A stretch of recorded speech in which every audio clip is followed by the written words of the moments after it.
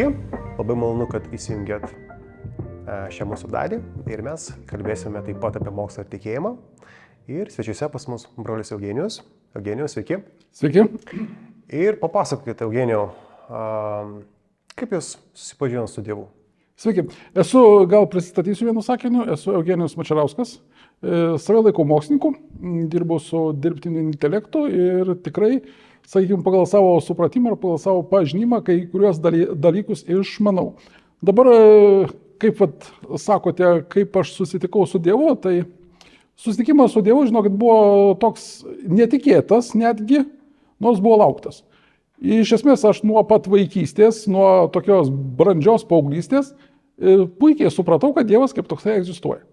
Nes tai, ką mokė ateistai, man visai netiko ir aš puikiai supratau, kad aplinkui, ką aš mačiau, kad daržovės pūna, automobiliai rūdyja, kad visi sudėtingi organizmai, jie virsta į paprastesnius. Reiškia, iš akmenų krūvos ar iš kažkokių dulkių žemė atsirasti negalėjo. Vadinasi, ją sukūrė Dievas. Bet kelias mano asmeninis pas Dievą buvo per kitą žmogų. Tai buvo, tuo metu dar buvo paprastas žmogus, dabar aš galiu jį įvardinti, dabar Kauno evangelinės bažnyčios pastorius Gabrielius Lukošius. Jisai man asmeniškai, būdamas ne kunigas, ne šventikas, papasakojo savo poziciją Dievo atžvilgiu, kad Jėzus Kristus mirė už mane asmeniškai. Gyvybė už gyvybę. Mane tai lietė. Aš supratau, ant kiek esu Dievui svarbus. Ant kiek aš esu vertingas, kad kitas žmogus, jo labiau Dievas, atidavė tai, kas brangiausia, savo gyvybę. Ir aš, aišku, turėjau pasirinkimą. Arba pasiųsti jį velniop, arba priimti jo auką ir būti dėkingas jam. Ir stengtis sekti juo, Jėzumi. Aš tiesiog pasirinkau sprendimą. Sekimas Jėzumi tai yra sprendimas. Bet taip pat jūs priėmėt kažkada sprendimą ir būti mokslininku. Taip, priėmėt sprendimą susijęti savo gyvenimą su mokslu. Kaip tai atsitiko jūsų gyvenime? Mokslininkas nėra kažkokia pozicija. Tai yra tiesiog darbas. Ir aš tikrai lenkiu galvą prieš gydytojus. Aš savo gyvenime esu daug turėjęs sveikatos problemų ir jie mane puikiai gydė. Aš lenkiu galvą prieš chirurgus, kurie išmano širdį. Ir tai yra tiesiog mano sritis, kurią aš moku. Tie gebėjimai, kuriuos Dievas davė, aš juos naudoju ir viskas. Kartais žmonės sako, kad mokslininkai jie netiki Dievu. Taip, ar jūs galite paneigti ar kažkaip argumentuoti, kad kaip tik galbūt tikinti žmonės jie turėtų būti mokslininkais? Tas pasakymas, kad mokslininkai Dievu netiki, arba netgi esu girdėjęs kitaip, kad Dievas, žmonės sako, Dievas, bet juk mokslas kažką nustatė. Tai yra tiesiog priedanga, kad netikėti. Iš tikrųjų, jei mes paimsim istorijos kontekstą, aš kaip tikinti žmogus esu domėjęsis, kad daugiau nei 80% visų mokslininkų, žymių tokių kaip Newtonas, Archimedas, pavyzdžiui, netgi, kuris buvo iki Kristaus, jisai tikėjo tokia kaip Dievo buvimu ir egzistavimu. Visi kiti mokslininkai, jie tikėjo Dievu. Ir ta visa tas mokslininkų istorinė pasaulinė mokslininkų plejada, jinai būtent atstovavo Dievą, atstovavo kūrėją. Ir aišku, buvo vienas žmogus, kuris netikėjo Dievu, bet jis nebuvo mokslininkas. Jis vargais baigė universitetą ir jo vardas yra Vladimiras Uljanovas. Buvo. Visi kiti mokslininkai, jie tikėjo Dievu. Ir aš nemanau, kad aš esu kažkuo tai išskirtinis, galėdamas teikti, kad aš Dievu netikiu. Tai būtų nesąmonė, netgi iš žmogiškų pozicijų. Ar jūsų tarpe Lietuvoje. Jūs dirbat Lietuvoje, taip, ir universitete, ir kolegijoje, taip, ir kažkur dar užsienį minėjot. Jūs pažįstat daug žmonių, kurie šiandien tiki Dievu. Taip. Tarp mokslininkų yra ne vienas ir ne du žmonės, kurie iš tikrųjų tiki Dievu ir kurie netgi tai išpažįsta viešai ir sako apie tai kalbą. Ir aš visų pirma galėčiau paminėti savo profesorių, akademiką amžinatilsį jau Genadijų Kulvietį, kuris, būdamas tikrai ryški asmenybė mokslo pasaulyje, pripažįstamas pasauliniu lygiu, jisai tikėjo Dievu. Ir mes su juo darbe, katedroje galėjom kalbėti tikėjimo klausimais. Ir tas buvo didelis palaiminimas man ir kitiems bendradarbiams. Yra kitų mokslininkų, yra mano bendradarbė viena šaunė, su kuria mes dirbam, tai tiesiog tikinti moteris, turinti pasaulinį vardą, daug padariusi mokslo srityje, Inga jos vardas. Bet ir tiki Dievu. Mes su jie diskutuojam ne tik mokslo klausimais, bet ir apie tikėjimą. Nes tai yra aktualu, mes tame gyvename. Ir tai ne tai, kad neprieštarauja, tai tiesiog labai susiję yra su mūsų mokslinė veikla, su mūsų darbu. Nes per mokslą mes matom, kaip Dievas sukūrė pasaulį. Bet mokslas niekada neatsakys, kodėl. Kodėl mes galim paklausyti tik tai Dievo. Jūs minėjote, kad per mokslą taip jūs stebite kūrėjo užuomazgas, taip, kad yra kūrėjas. Galite apie tai plačiau papasakoti, apie tas dėsnius, galbūt kartais jūs tai matot kažkur darbe, kaip jums tai padeda jūsų kasdienėje veikloje galbūt. Žiūrėti į pasaulį, savo darbą galbūt per kitą prizmę ir kaip tą patį darbą atliktų žmonės, kurie savo pasaulio žiūrai neturi Dievo. Na, iš tikrųjų, klausimas nėra paprastas. Aš daugiau dirbu gal su techniniais dalykais, nors šiuo atveju mano projektai, sakykime, kurie susiję su dirbtiniu intelektu, pavyzdžiui, darėm relaksacinę sistemą vaikams su autizmu. Aš matau tam tikrus dalykus tiek logikoje, tiek matematiniuose modeliuose, kurie iš tikrųjų jie neprieštarauja, jie yra aprašyti tarsi Biblijoje. Ir iš to galima daryti darbą, galima dirbti taip. Nes realiai tas dalykas yra suderinamas. Ir mokslas parodo, kaip Dievas sukūrė pasaulį.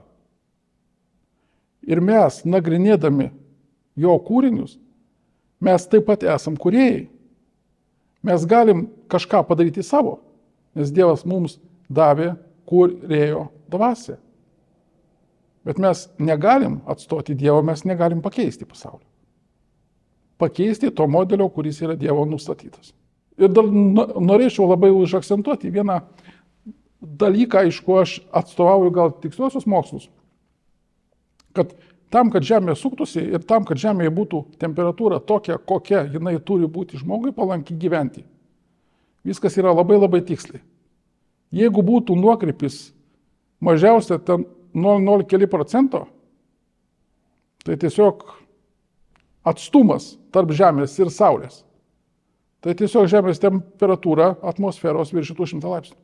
Tai yra labai viskas tiksliai sukurta, labai viskas tiksliai padaryta šiam laikui, šiai situacijai, tam, kad žmonės galėtų gyventi šiuo metu ir šlovinti Dievą.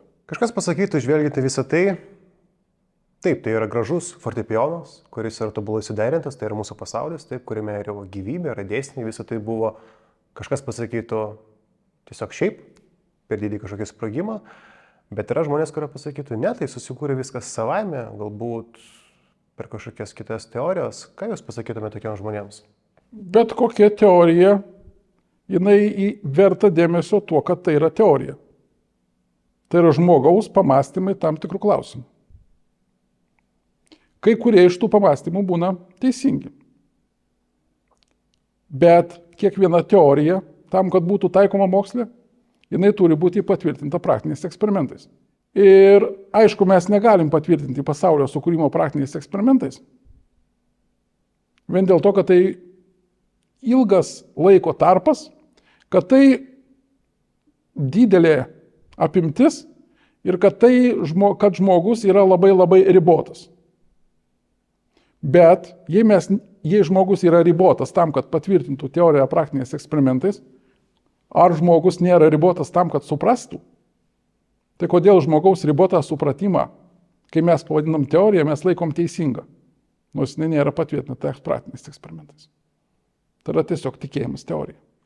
Ir kai mes kalbam apie Dievo egzistavimo įrodymus, taip, krikščionys teiktų, Dievas egzistuoja, jie bando argumentuotai atsakyti šios klausimus, taip, ateistai, agnostikai, arba šiaip dominti žmonės, jie turėtų kažkokią savo poziciją.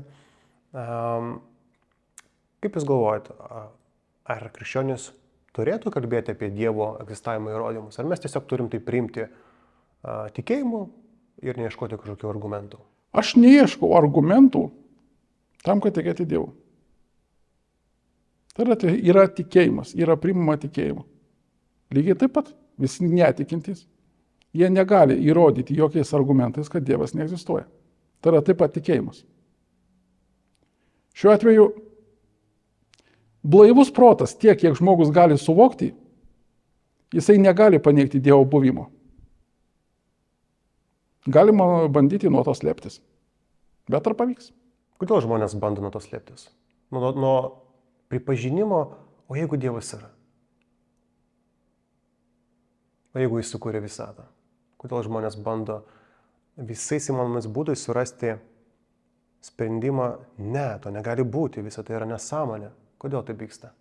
Aš manau, tai kyla iš atsakomybės vengimo prieš Dievą už savo veiksmus. Nes žmonėm patogu gyventi taip, kaip jie nori. Jie nori kariauti, žudyti, būti nenubausti. Ir vien supratimas apie tai, kad vieną dieną reikės už tai atsakyti, baugina. Todėl ir tam, kad nuraminti save ir nusikratyti atsakomybę prieš kitus, yra sukūriamos panašios teorijos, kurios neigia Dievą. Aš žuločiau taip. Kaip Jūs galvojat, šiandien? Taip, yra daug jaunų žmonių, kurie galbūt irgi mus stebės, jie nori irgi tapti mokslininkais. Ir kartais būna taip, kad kai žmonės įžengia į aukštąjį mokslą, taip, universitetus, jie ten dažnai gali išgirsti, kad krikščionybė yra nesudarimas su mokslu ir tam tikros klišės, taip, kurios yra visuomeniai, kad ne, krikščionybė su mokslu nesudarima, kad krikščionybė tai yra kažkur ten viduramžiais, taip. Ir kai jaunas žmogus ateina į tokią įstaigą mokytis, jo tikėjimas tarsi kartais yra labai taip sublaškomas, taip, kažkur jam yra labai sunku įsitvirtinti, sunku surasti tą pagrindą. Ką Jūs palinkėtumėte ir pasakytumėte tokiems jauniems žmonėms, kurie galbūt tik pradeda savo tokį kažkokį akademinį galbūt kelią, taip, aukštąją mokslą galbūt. Kaip neprarasti to tikėjimo, kai aplinkui kartais vis tiek yra žmonės, kurie taip drąsiai teigia, kad ne, Dievo nėra, kad yra tik mokslas, kad yra tik protas ir mes savo protu, bet mes viską, ką matom čia, mes pasiekim tik savo protu. Kaip būti, kai Jūs patartumėt? Aš manau, gal reikėtų pagalvoti, kad žmogaus protas yra labai ribotas. Ir kad tas supratimas, kurį mes turim, tai yra tiesiog yra daugiau tradicija. Ir daug didesnė tradicija nei religinė tradicija bendrai paėmus. Ir realiai mūsų sugalvotas pasaulis, kuriame gyvenam, jisai galbūt yra visai kitoks. Netgi jeigu Jūs paimtumėt žemėlapį plokščią ir paimtumėt žemės gaublį, Jūs pamatytumėt, kad kai kurios šalys, jos turi skirtingus kontūrus ir skirtingus dydžius. Ir yra netgi viena interneto svetainė, kurioje pateikiami būtent realūs pasirinktų valstybių dydžiai. Ir aš ten pasižiūrėjau, tiesiog perstumiau Rusiją ant Jungtinių valstijų kontūro. Ir jinai galbūt didesnė tik kokių 30%. O mes įsivaizduojam, kad tai yra didžiulė šalis. Tas pats ir su pasauliu, kuriame mes gyvenam. Mes gyvenam savo įsivaizdavimuose. Ir tiesiog galbūt reikėtų nesureikšminti savo įsivaizdavimų ir savo supratimo, tiek kiekvieno žmogaus apskritai, tiek bendra žmogiškų, būti atviresnės širdies ir tuomet ateis supratimas ir apie Dievą. Tie, kurie norės, kurie turės polinkį prie Dievo, galės jo patikėti. Kurie ne, jie gyvens pagal savo supratimą. Kiekvienas iš mūsų galime rinktis. Ir jeigu dabar mūsų klausytų žmonės, kurie šiuo metu neturi nieko bendro su krikščionišku tikėjimu, bet klausant mūsų pokalbio, jiems atsiras galbūt daugiau klausimų, nuo ko jiems pradėti? Kur pradėti tą paiešką, taip, apie kurią jūs pradėjot mūsų pokalbį, tai kad jūs susitikot su Jėzumi. Tai jau tas asmeninis susitikimas, kuris pakeitė gyvenimą, tai pakeitė kryptį.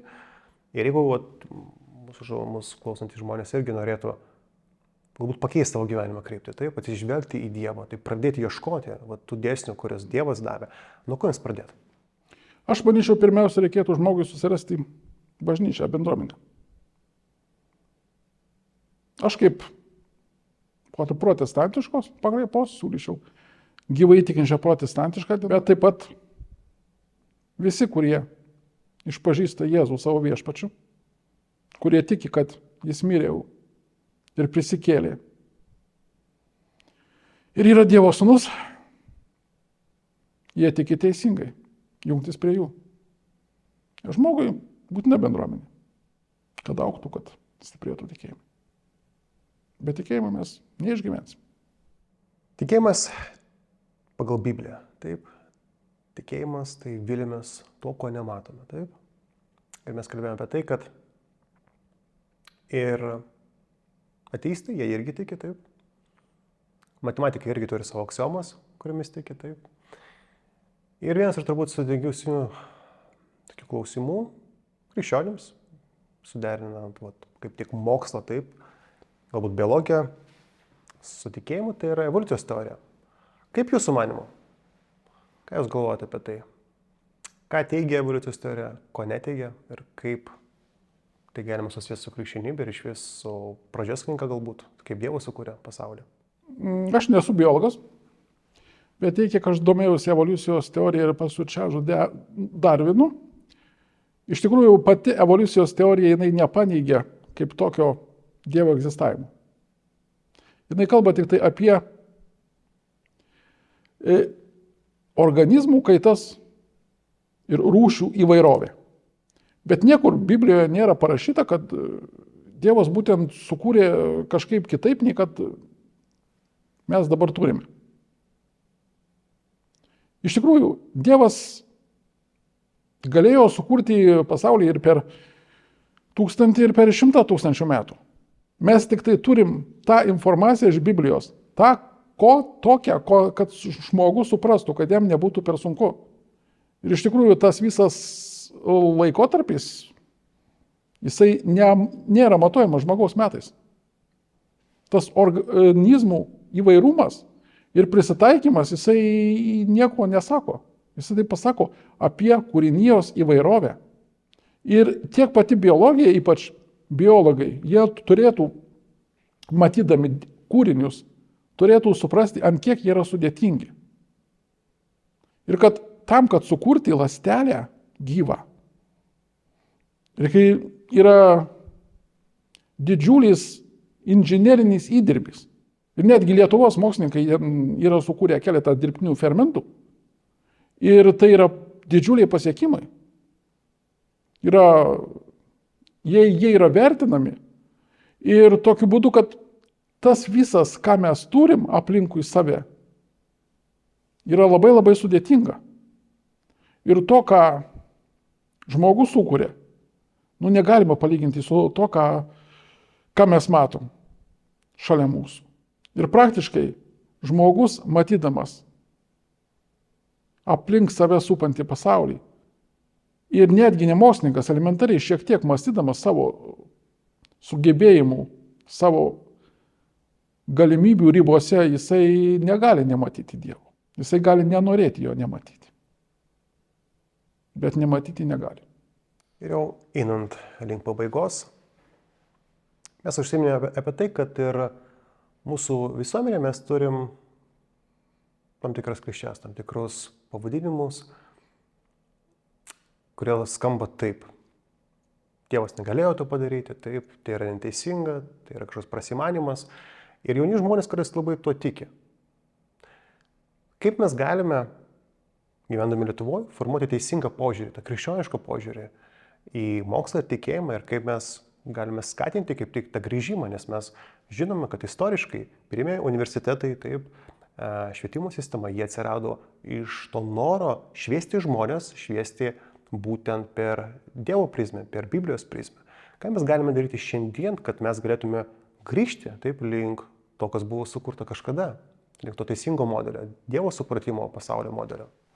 Tiek, sakykime, istorinis, tiek šiuolaikinis matematinis modelis, jie iš esmės nėra kažkas naujo ir neprieštarauja nei Biblijai, nei pačiam Dievui. Ir jie iš tikrųjų, va jūs kaip sakėt, netgi viduramžiais, netgi anksčiau nebuvo viduramžiai. Netgi tokie graikų vienuoliai kaip Kiril ir Mefodij, jie tiesiog atėjo į negyvenamas žemes tam, kad nešti žmonėms šviesą. Tas ir švietėjiškas amžius. Ir iš tikrųjų pirmieji universitetai, netgi ir Vilniaus universitetas, jie buvo įkurtas jėzuitų ir tai buvo tarsi tas mokslas, kuris buvo skleidžiamas tam, kad pažinti Dievą. Ir jokių būdų niekada jokių sveikų supratimų negalima paaiškinti to, kad mokslas prieštarauja Dievui. Netgi jeigu nebūčiau tikintis, aš nebūčiau krikščionis. Aišku, aš negaliu paneigti Dievo buvimo, bet netgi būdamas hipotetiškai, bet kokios kitos konfesijos ar kitos religijos atstovas, aš negalėčiau pasakyti, kad Dievo nėra. Tai netgi prieštarauja, būtent pasakymas, kad Dievo nėra, prieštarauja mano paties supratimui, mano paties logikai. Ir elementus gali suprasti. Galima aišku teikti, kad Kristus nebuvo Dievas. Bet kad Dievo nėra. Čia yra per stipru. Jūsų tokios išvados galbūt patarimų mūsų klausytojams, ką jūs norėtumėte tiesiog palinkėti galbūt kiekvienam, kuris įsijungs ir mąstys apie mokslą, apie Dievą kaip kūrėją, apie tos dėsnius, kuriuos jis sukūrė, taip, apie tai, kad Lietuvoje mes iš tiesų turim tokių gabių mokslininkų, taip, kurie tiki Dievu. Ką jūs galėtumėte palinkėti tiems žmonėms, kurie klauso mūsų dar prie to viso, apie ką mes kalbėjome? Aš norėčiau gal pasakyti, kad ateitų tiek prie Dievo klausimo, tiek prie bet kokio kito klausimo atvira širdim, be išankstinio nusistatymo. Netgi jeigu mes ateisim į matematikos pamoką su nuostata, kad tai, ką aiškina profesorius, yra nesąmonė, tai mums labai sunku išmokti. O ką kalbėti apie Dievą? Mes turim Bibliją. Mes negalim ją skaityti su išankstiniu nuostatu, kad tai yra nesąmonė. Tiesiog priimkim, skaitykim, mąstykim ir skaitydami įvertinkim. Ir pamatysim iš tikrųjų, kad Dievas egzistuoja. Tiesiog patys suprasit. Ir ypač kiekvienas jaunuolis, galbūt kai kas ir iš mano studentų jūs dabar klausys, tiesiog būkit atviri ir patys bandykit suprasti. Jūs surasit, jūs suprasit. Nebūtina vadovautis Mačerausko nuomonė. Rasit savo. Ir tai jūsų nuomonė, aš nebejoju, kad atves pas Dievą. Ačiū Eugenijui, ačiū klausytojai. To ir palinkėsim kiekvienam, kad mūsų gyvenimas mūsų atvestų prie Dievo.